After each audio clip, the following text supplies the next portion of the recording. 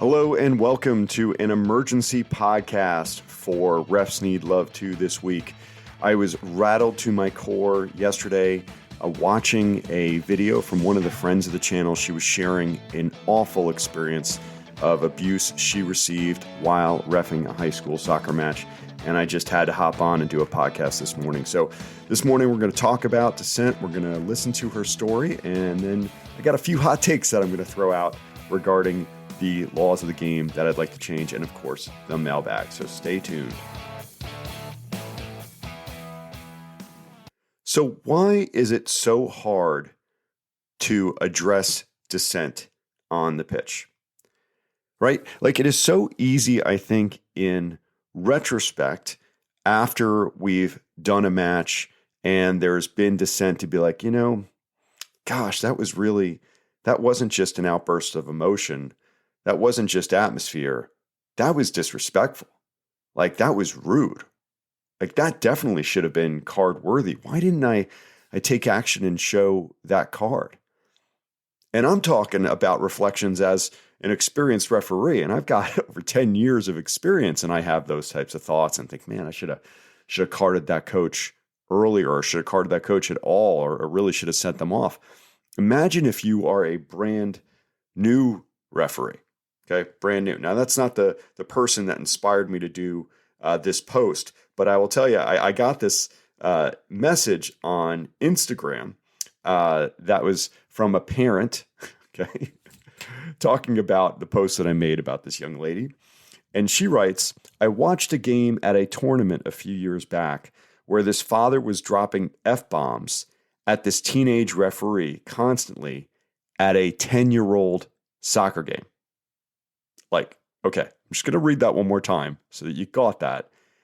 The father sitting on the sideline dropping F-bombs at a teenage referee at a 10-year-old soccer game. Referee was maybe 16 years old. I mean, that's their guess. They were probably younger than that, I would guess. By himself, he was reffing, because there's a lack of refs, so no assistants there to help him out or to talk to or to console or to help support. And to boot, she writes, this father had his maybe 7-year-old daughter on his lap while cussing out this poor kid. Finally, what a great role model this guy is. Finally, she writes, someone running the tournament pulled the guy aside and talked to him. Not sure why he wasn't thrown out. Okay, first, can we just address the fact that the author, okay, she calls herself a goalie mom. Okay, the author is at this match with what I assume is going to be an entire sideline of other adults, and they're expecting the teenager who's supposed to be focused on the U10 soccer match. So I'm assuming this guy is not very experienced, guy or gal in the middle, of this match is not very experienced. They're expecting that this kid is going to deal with this aggressive parent dropping F-bombs at him.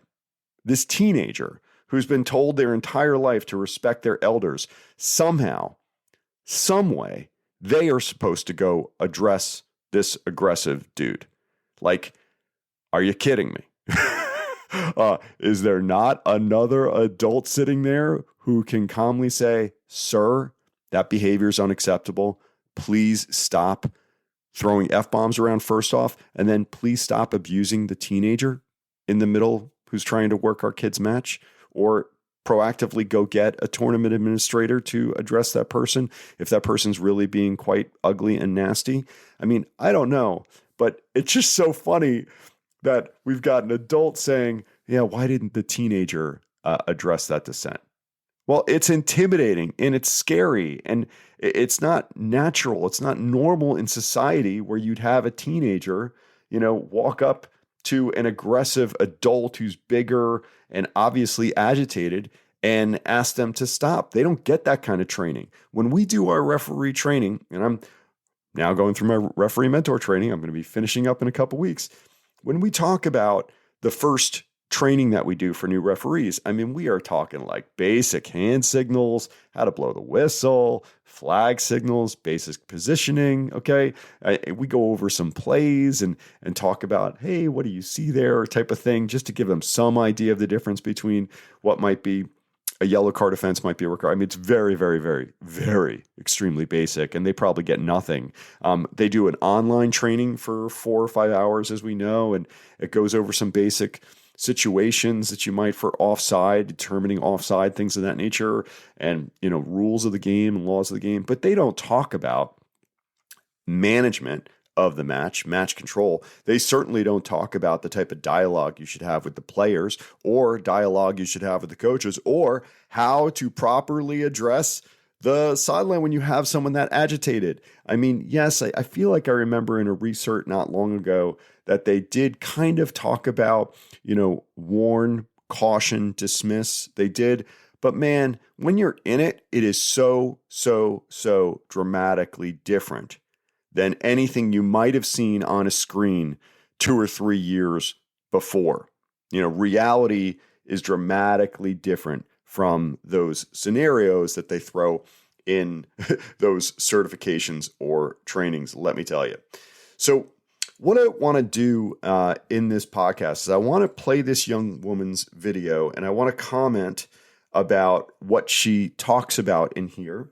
Kind of break it down a little bit to help us as we move forward. And I will tell you, I was messaging with this young woman yesterday, and she is going to go forward. She wasn't sure if she were, but, I think my support and the support of the entire referee community rallying around her, posting about, to her on this video and messaging her in her local Southern California Referee Association has inspired her to move forward. But I want you to hear this, and I will tell you, all too familiar and all too common.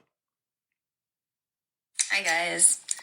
So normally I don't post serious things on TikTok, but I had a really rough game tonight. And it didn't need to be that way. The game itself wasn't that big a deal. There wasn't a whole lot going on. But according to the coach, I was missing every single thing there was to be missed. All right, I want to stop right there. First off, for context, this was a high school soccer match. A high school soccer match. High school is supposed to be an extension of the classroom. Okay. So I want you to keep that in mind as you listen to the rest of this podcast, an extension of the classroom. Okay. Very, very important. Secondly, she said it doesn't need to be like this. No, it certainly doesn't need to be like this at all. No one should have to deal with what this young lady dealt with. Oh, one more thing. She also said that I could understand if you feel like I'm missing calls, right? And you don't have to agree with every call. Yeah, of course. In every single match, there are going to be times when the coach, feels that a call should have gone one way or another, and we feel like it should have gone another way. That is totally common to have disagreement. Now, whether or not it's verbalized, that's something different, in every single match. And we should expect that as referees. And that's fine. Look, I get it. We're all human. You don't have to agree with all my calls. But when, hey, I think you missed that foul, goes to, you're a fat fucking bitch, I think you crossed the line. And when you don't realize that you've crossed this line, that's a completely unacceptable thing to say to me, and you're going to continue, I don't know where that comes from. I have a day job, and nobody comes to my desk and calls me a fat fucking bitch or tells me to get the fat out of my eyes, which I don't even know what that means.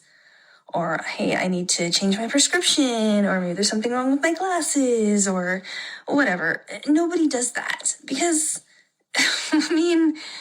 there are standards, right?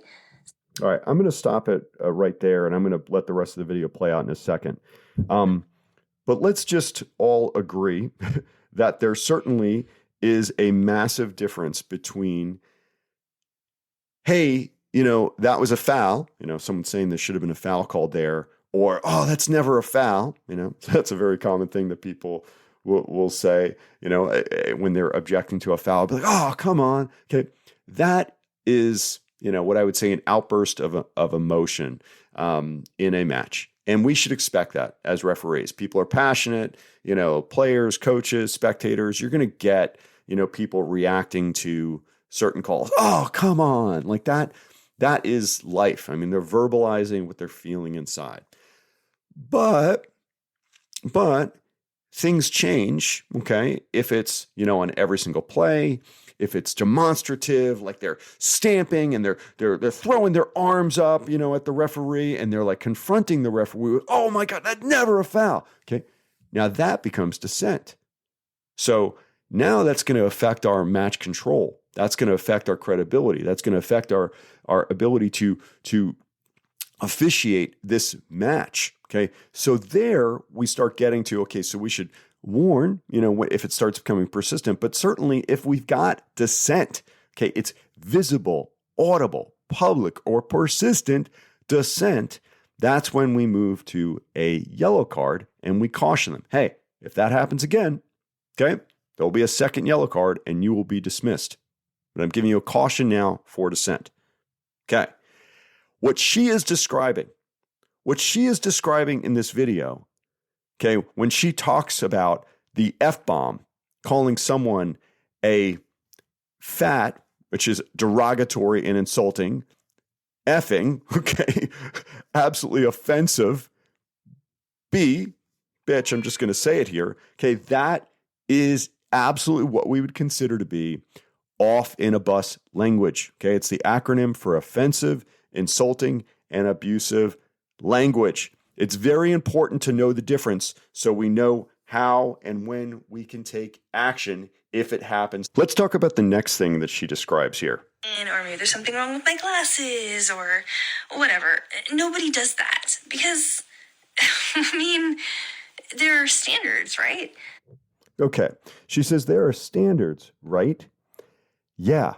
I mean, in any other professional context, you would never, ever, ever, ever have a colleague, let's say it's a coworker in another department, because that's what this is, right? Like you got coaches, you got players, you got spectators, you got refs. We're all there, playing a role in the beautiful game here. There's potentially a field administrator, there's an assigner. There's all different people who participate in the beautiful game. In no other professional context, I work in marketing in my full-time job.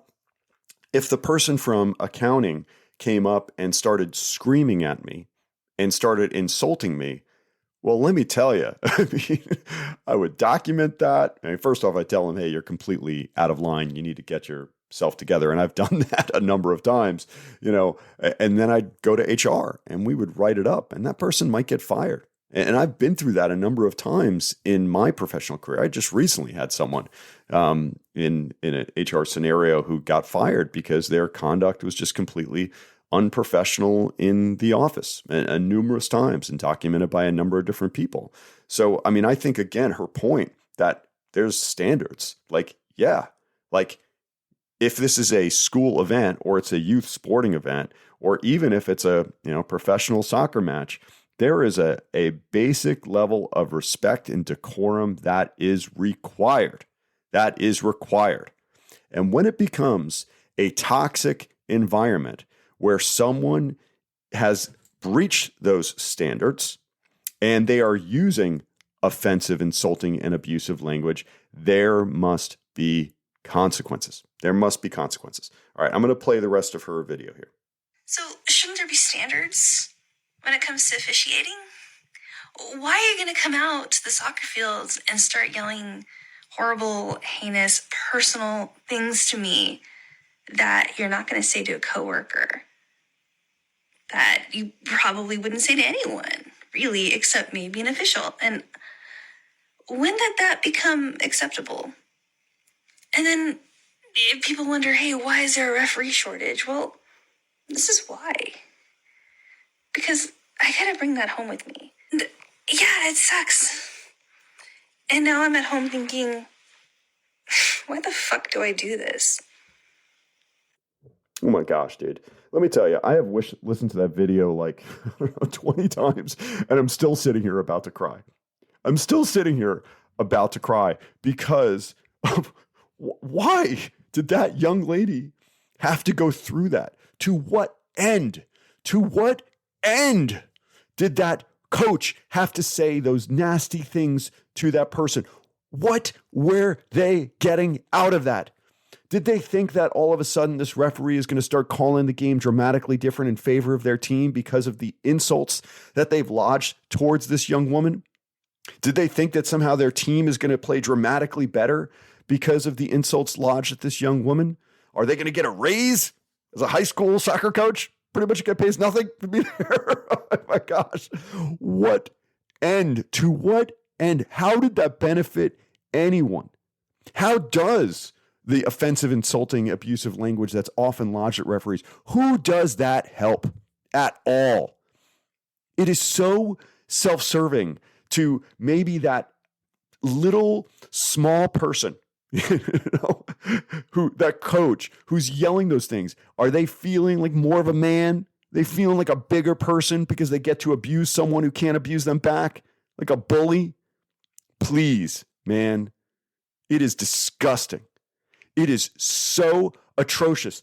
And it absolutely is bullying behavior, because no way a referee can say anything like that back, right?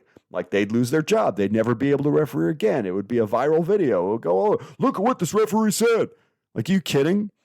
At a school event, if they said those things to the principal or another teacher at the school or to a student, they'd be fired. They would lose their job. Now, in this scenario, and I've talked with this young referee. We've had a number of messages back and forth. Unfortunately, she only yellow carded the coach, and she did not red card the coach during the game. And again, I totally get it. Sometimes, like when you hear this dissent or abuse, you try and ignore it. If you're not sure who it comes from, did it come from a spectator? Did it come from coach? I don't know, but you're in the middle of the pitch and you're just trying to move on with the match. And sometimes you're just trying to ignore it and move forward. But I'm going to tell you guys, listen, dissent is one thing. OFFINABUS language is another. If someone throws offensive, insulting, and abusive language, we must card them. I'm not saying don't get in their face, but man, you walk towards them from the middle of the field, wherever you are, and you show that red card and you point. And man, if they do not leave the field, okay, or if they, resist leaving the field and someone else can't get them off the field, abandon the match, blow your whistle 3 times, go home, write that report. Now, I've encouraged this young lady to still report this incident to the league and the assigner. They must write this up. And I've done this myself in scenarios where I felt threatened and during the game, and I was a fourth official and literally felt threatened for, my physical safety and had to run off the pitch with my fellow colleagues. We wrote it up afterwards, and we wrote up exactly what we said. And, the league was, why didn't you red card him at the time? It's like, we were really worried about our physical safety. Okay. And now in retrospect, we should have, but I want you to know what happened. And that coach was suspended, because it wasn't their first time. But the only way those suspensions are really going to add up is if we document it. Now, I'm really happy to say that after talking with this young referee, this wonderful, courageous woman, that, at first she was like, I don't know if I'm going to do this again. Now she's like, all right, I got this, because she got all this wonderful support from the referee community, and we've all been there and we're with her. I'm going to read you what I wrote to her. It is not what happens to us in life. It is how we respond to it that matters. The only way we're going to feel better about an incident like this is by moving forward and changing how we would handle it next time. This experience will not define you. It is how you handle it that will define you. File your report and move forward stronger. And I told her, I've been in similar scenarios where I should have carded a coach, or I should have sent someone off, or I should have had a spectator, removed. I should have, and I didn't do it earlier in my career. I told the story of the first time that I was going to have to give a red card. I think I was like 2 years in, and it was like a U15 match, and my son was the AR2, and there was an incident down like in the goal area, whatnot, where these 2 kids were getting into it with each other. And I kind of blew my whistle and kind of separated them. And behind my back, where I didn't see, that two other kids had gotten into it. One kid threw a punch and he missed, but he definitely threw a punch. And these guys were kind of like getting into it and pushing each other as well. And so once I got everything settled down, my son called me over and he said, hey, number 10, threw a punch. He definitely needs, a card. And he was already on a yellow card. And I swear, I said to Jacob, I was like, well, he's already on a yellow card. If I have to go another yellow card, he's going to get another yellow card. He's going to get sent off. And he's like, you need to do that. And I'm like, no, it's okay. It was close to the end of the match. I mean, I was chicken.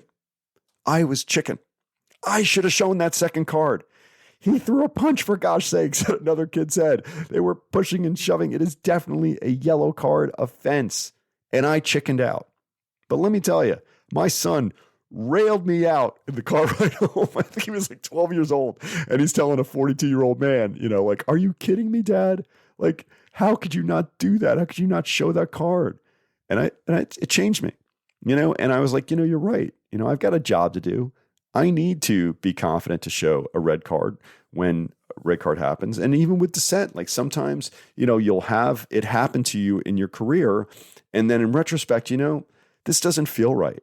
Like he shouldn't have been yelling at me all game.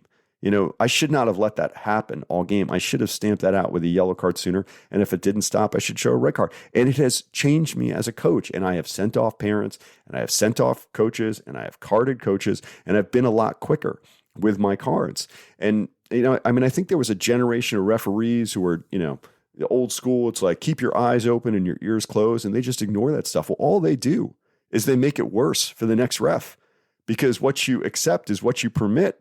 Okay, it's what you promote. If you do not take action on dissent, you are just making it worse the next time you're there, and then for every other ref that comes after you. Okay, we are just feeding the fire. We must take action. We must take action. Oh my gosh. I tell you, it's the stuff just gets me so unbelievably upset. I just will say one more time, if you're going to file that report, man, do not leave a word out. Okay. Don't say effing, spell it out. Don't say the B word, spell it out. Seriously, word for word, every single word you can remember when you get to your car, write it all down so you could file that report with the exact verbiage that was used. Please, you're helping everyone out when you do it and you'll be able to pay it forward. Okay. Just a couple little things here that I want to go into now. We're going to lighten the mood a little bit, and I'm going to do some hot takes on some changes to the game that I would like to see happen. Now, this was literally just something that popped into my mind. I don't know, it's like Wednesday night or Thursday night. And so I want to just verbalize it out to you. I would love for you, shoot me an email. Let me know what you think about this, because I think there's some merit in this. Honestly, I don't think I'm completely crazy on these ideas. I do think the game has to evolve as the game evolves and the players evolve. Okay, but here's my number one hot take. Red cards are too severe a punishment for most of the red card fouls that I see in Premier League. Let me just say that, in Premier League. Because I feel like often in the Premier League, it feels like many of the red card offenses that we see these days are things that were a yellow card on the pitch or not seen at all on the pitch, and then upgraded to a red card by video assistant review, by VAR. And I'm going to use the Rashford challenge that happened about a month and a half ago, where he was kind of doing a turn and a player came in sliding underneath him and his foot came down, like literally underneath Rashford, but his foot came down with studs into the player's ankle. Rashford knew nothing about that at all. And then most recently, the Dominic Calvert-Lewin red card that occurred, where ref, who was like 10 yards away, had a really good view of it, didn't even call a foul on the pitch. But then when you go to VAR and you slow that thing down to, however many frames per second, all of a sudden it becomes a red card. And not only is that team playing down the rest of the match, but that player misses the next match as well. And I think the game has changed, but the way we card has not changed, or the types of cards we can give. And I'm going to give the example of, in basketball, in the NBA, if you're American, you're familiar with basketball, international has different way they call this for FIBA rules. But in the NBA, they have what's called a flagrant 1 and a flagrant 2. Okay, so say red card 1, red card 2 for our language here. The flagrant 1 is unnecessary contact committed by a player against an opponent. And you could say, well, that's your yellow card. That's your yellow card. Whereas the more serious flagrant 2 is unnecessary and excessive contact committed by a player against an opponent. And that flagrant 2 is an immediate ejection of the offender. Now, that ejection does not mean that that basketball team has to play down a player all match like it does in soccer or football. I mean, that is a dramatic change of the game. If that foul happens in the first 10 minutes of the game, everyone's like, oh, the referee is, reticent, doesn't want to throw out a red card too early because it would dramatically change the game or something like that. Because it does. It does dramatically change the game. It does. If you've got 10 men versus 11, it is an outrageous advantage to the other team. And we are seeing now, because the rules have changed, and I get it, for player safety, that, again, player slides in, gets the ball first, makes what we would normally consider to be a good challenge. But on that way through, like the tip of their boot catches the other player's, like ankle or something of nature. And all of a sudden, they are dismissed. They are playing a person down. And then they have to miss the next match as well. And I think about, okay, what were red card offenses 30 years ago? 40 years ago. And we think about these crazy two-legged leg breaker challenges, like completely out of control. I mean, even to earn a yellow card 30 years ago, right? Like you had to do some really, really nasty stuff to get a yellow card offense. Now it's a tug on the shirt here or there, or, a bit of a hip check and someone goes flying down acting, there's yellow cards flying.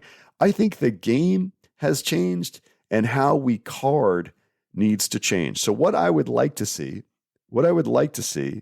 is that if it is really considered to be, and I know this is going to drive people nuts, I'm sorry, but a truly legitimate play on the ball, and the tackle was with some semblance of control, that yes, if it does hit high, certainly, okay, or it might have been from behind or something of that nature where it was, could be, more than a reckless foul, but it certainly could cause harm, to a player.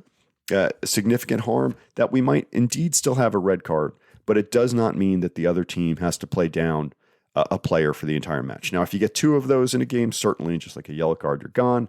But I think that would be better than the way we have red cards today. And I know, there's a talk of sin bins, but the sin bin has been specifically talked about for things like stopping a promising attack or something of nature, or dissent, not necessarily another way to address these kind of borderline reckless challenges. Is it a yellow card? Is it a red card? And I think there needs to be something different between a yellow card, which someone just gets to continue on in the match, and someone is ejected. Their team has to play down a player for the game and they miss the next match. I just think it's too much of a jump to go from a yellow card to the way we currently punish a red card. And if it was serious, foul play, it might even be a 3-match ban, not just a 1-match ban. For like 2 yellow card offenses. So that's my first thing. Hot take. You tell me what you think. Shoot me an email. I'd love to hear from you at refsneedlove2@gmail.com. Second thing, I think there should be a penalty arc rather than a penalty area or box. Don't kill me for saying penalty box, but you know what I'm talking about here. The rectangular shape that comes out, the 18 yards from the goal line, to be specific. Okay, that's what I'm talking about here. I think the arc that's used in futsal or in the NBA is probably a more fair way of kind of defining that penalty area. Because again, if you get this little, trip of a foul that happens again, still, 20 yards, from goal, and it's all the way in the corner, there's no way that person's shooting on goal from where that little foul happens or something of that nature. I just think it's just a massive, advantage to then give them a shot from the penalty spot, 12 yards away from the goal mouth. So I'd like to see a penalty arc. I'd also, another change there too, what if penalties were taken from the spot of the foul?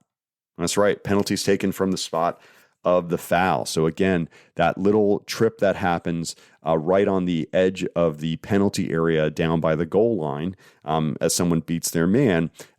Again, we're giving people a penalty shot for that foul. And listen, I know it's hard to score, trust me, but I just think that would be interesting if someone had a free kick from where the spot of the foul took place. It would really change the penalty a great deal. The other thing that would change the penalty a great deal, or just the goals in general, is to make the goals bigger. I thought it was really interesting. Gigi Buffon talking about when he started his career, he would be the tallest person in the league, or one of the top 5 people in the league when he started. And now he's not even top 5 tallest people on the pitch during a game on his own team. So out of 11 players, he's not even the tallest guy out of, 11 players. He's like 4th or 5th tallest. And so I think it's really interesting. The goals have changed.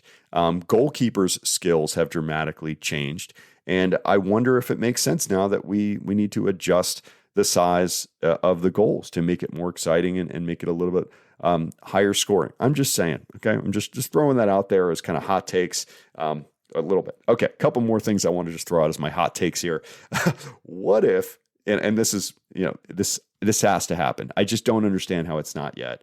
But all comms are transparent throughout the entire game. Please.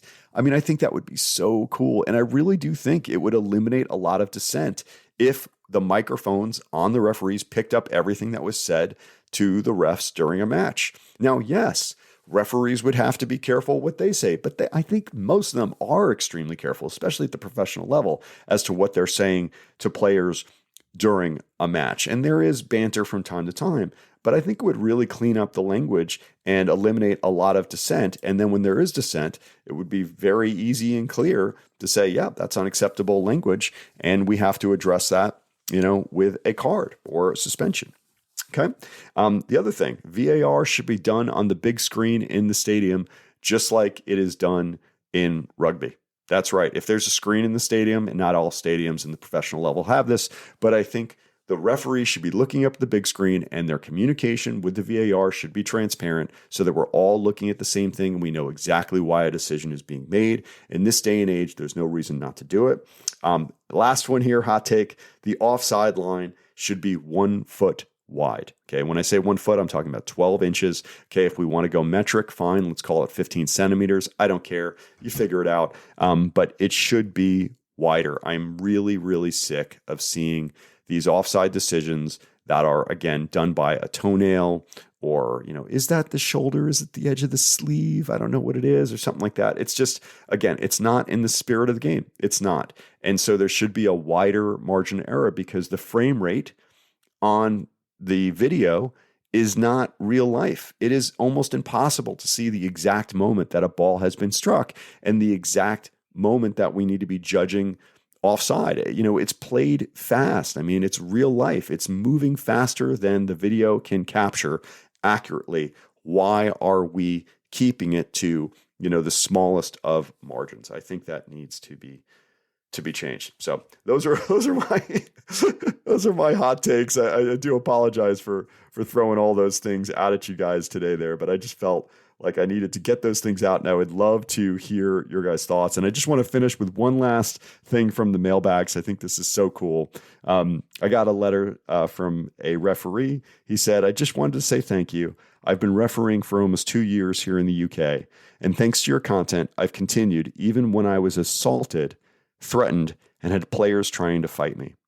Now I have been selected to represent my county FA, Lincolnshire, to referee at the Iber Cup in Spain. So thank you.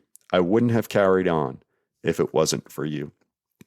Oh my gosh, second time this morning I'm about to cry.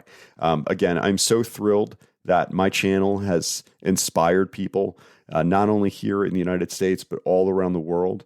I will tell you, this network of referees that we've created is so important. It is so easy to feel alone. You can't talk to your family. They've not reffed. They don't know. Well, my son did, so he gets it. But most people don't have that luxury. You can't talk to your friends. They've never reffed. Can't talk to your parents about it. They've never reffed. I mean, it's a small group of us that ref, and we need to stick together, and we need to communicate, and we need to support each other to get through those tough times, because that won't be all the time, but those tough times really stick out in our mind. It's evolutionary biology.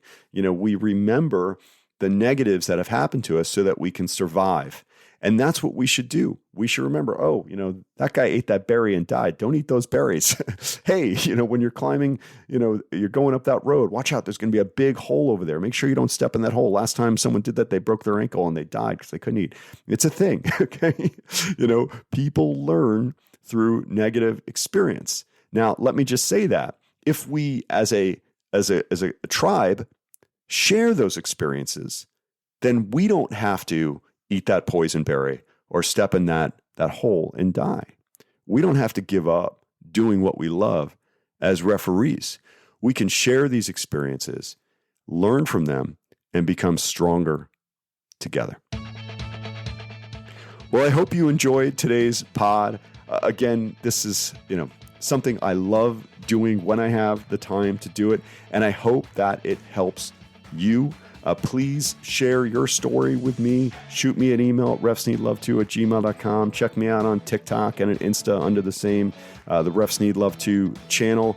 I so appreciate your support. Please, if you don't mind, if you haven't already, support the brand. Head to refsneedlove2.com. Get yourself a merch. I just got myself a cool magnet for the back of my car. Get a coin, get some cards, do something. Everything that you do helps support me continuing to invest in this brand and take this further and farther. Again, I love you, I support you, and I hope that your next match is red card free.